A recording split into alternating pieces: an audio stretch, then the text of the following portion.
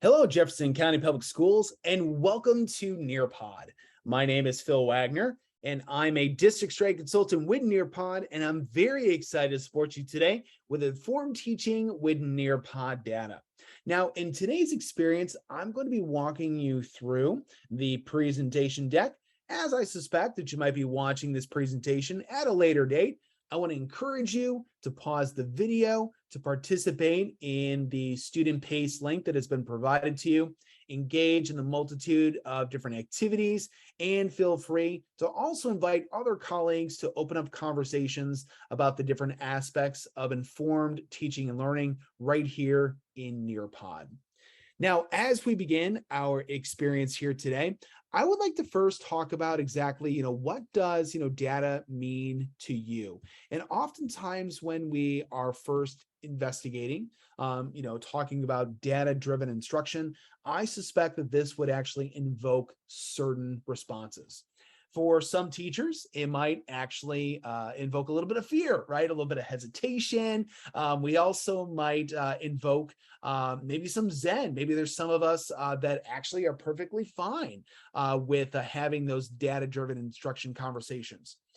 Wherever you fall, whenever you hear that word, whether it invokes maybe some uneasiness or whether it invokes calm, my goal here today is to show you how you can easily identify the learning needs of students by revealing the depth of understanding of student learning, and then ultimately, how can you provide just-in-time support?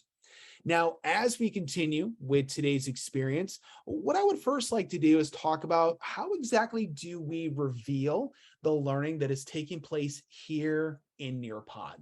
And I want to point out that Nearpod, of course, utilizes a wide variety of formative assessment features in order to reveal that learning for you.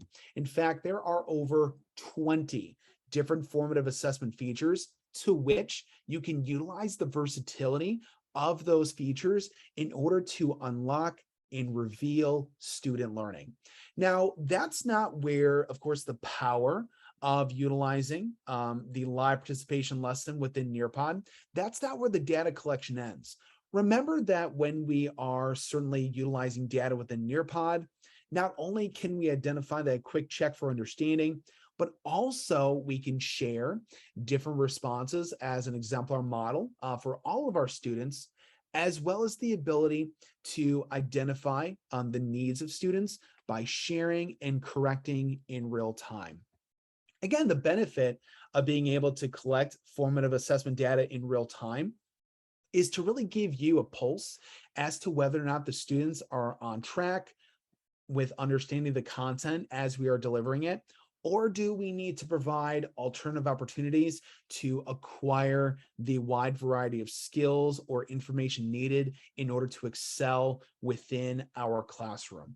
And that's where Nearpod can be utilized strategically as it pertains to its data collection in order to help us better understand where we can apply sound instructional techniques in order to elevate the experiences of students in understanding key concepts, which will help them connect and really rise in higher levels of content mastery. As we branch, we'll certainly discover and talk about a wide variety of different ways that we can best support students in learning. You'll see that whenever we come to a formative assessment feature, for example, such as the open-ended question, you'll discover that on my teacher view screen, you'll see that you have the ability then to receive data from all sorts of students. And the benefit of this, of course, is that not only can you share these responses with your students in real time, but also you can utilize the data that you're receiving in order to flex and adjust your instruction, which we're going to talk about here in just a little bit. Keep in mind that this is just one of over 20 different formative assessment features that you can use in order to help not just assess your students, but also engage your students and identify their depth of understanding for the content. you'll see that we are about to arrive at one of our more popular features here in Nearpod, and that is time to climb. Now, when you are utilizing time to climb with your students, you will discover that you have the opportunity to not only collect a real-time data of your entire group of students that are participating, but also you are given the individualized data as well. The benefit of this, of course, is one of the features of time to climb is the ability to pause between questions. What that does is that gives you a moment to not only analyze the instructional trends of the particular group within the question, but also to provide targeted support to students that might need it. We'll discover later that when students are engaging in a wide variety of Nearpod activity features, you'll see that you have the opportunity to also intervene and provide support so that we can help elevate and allow our students to rise to higher levels of content mastery.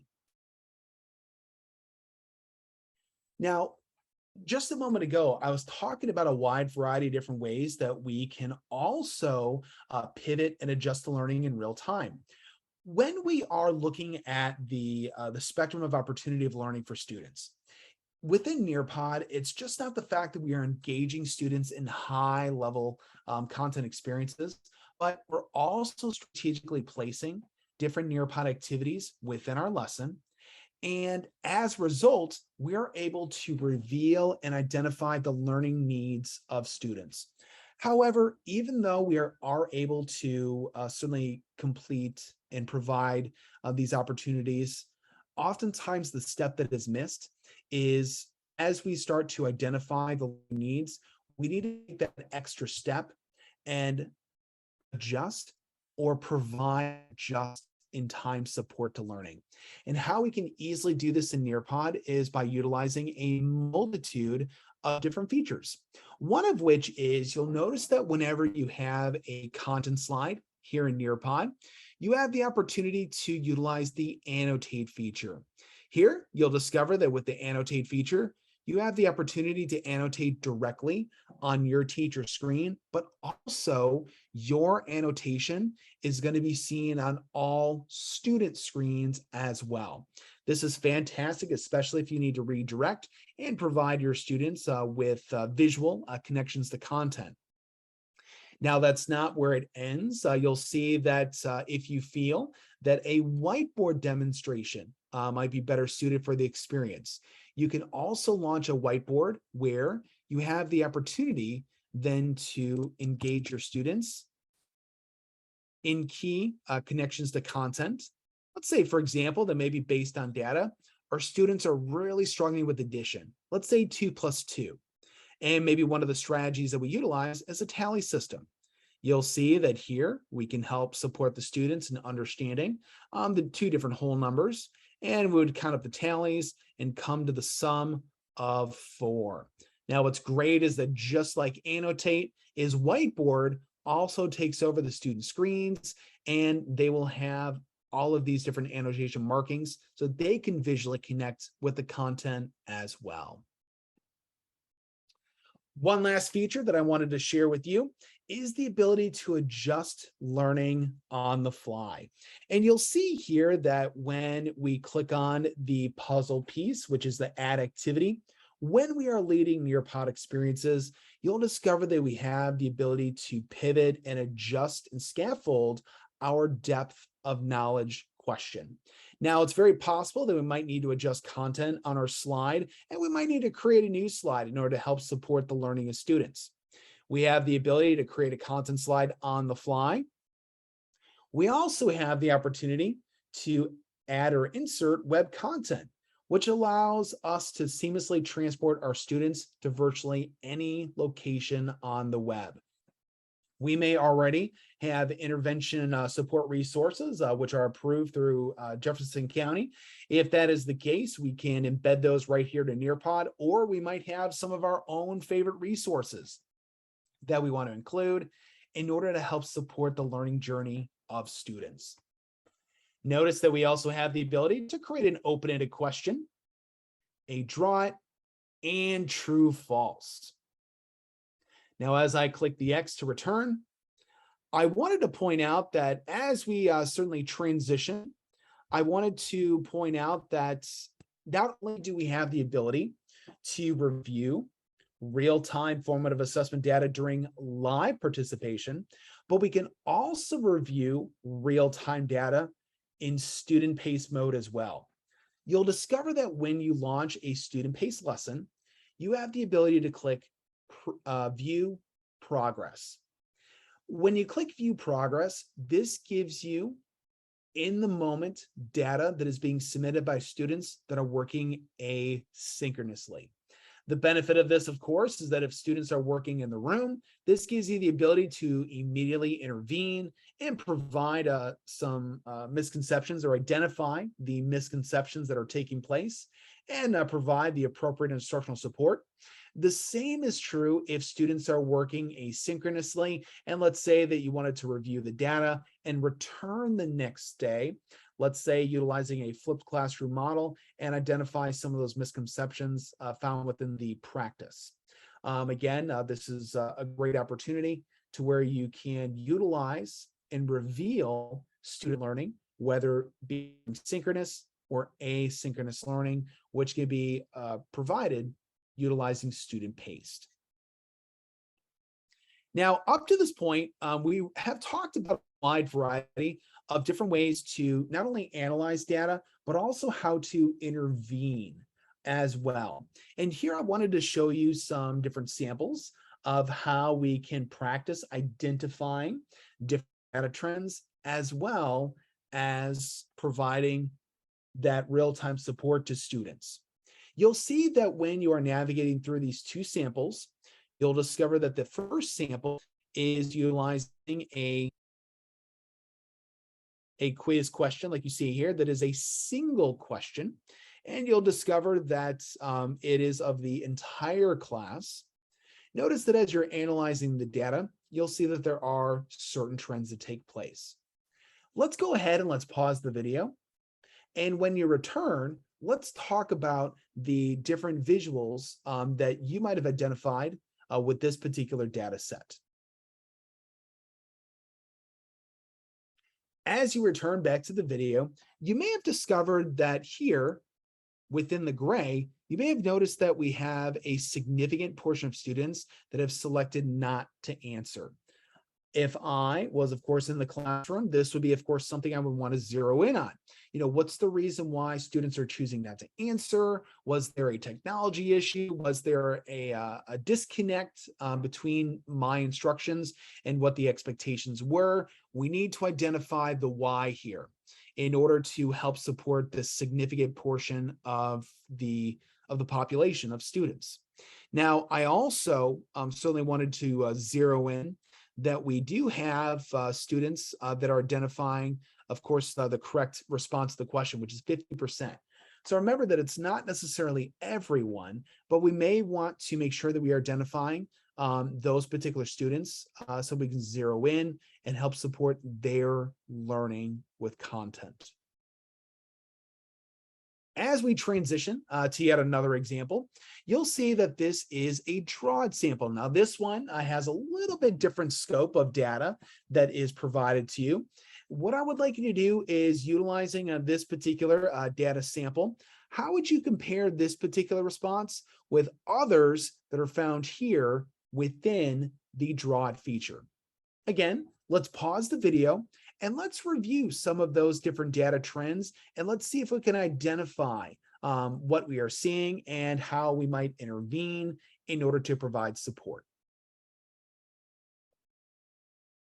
As you come back to the video, you may have noticed that within the particular activities, you may have seen that for some responses, there might have been some learning gaps. For example, notice here that this is a great example of how you can really balance both qualitative and quantitative data.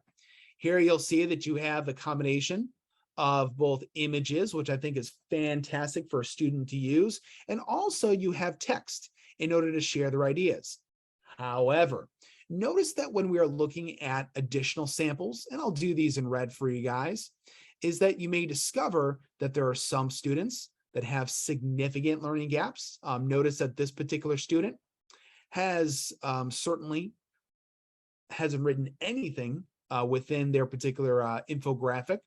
And then also notice that there are some students, as you see here, which have extended knowledge, but we may have other students which might have some learning gaps. For example, you have some lighter responses here, which when observed, we may be able to help refine that understanding. But also notice that when I was referencing the learning gaps, here you'll see with this particular student, they omitted any towards a response towards this particular box.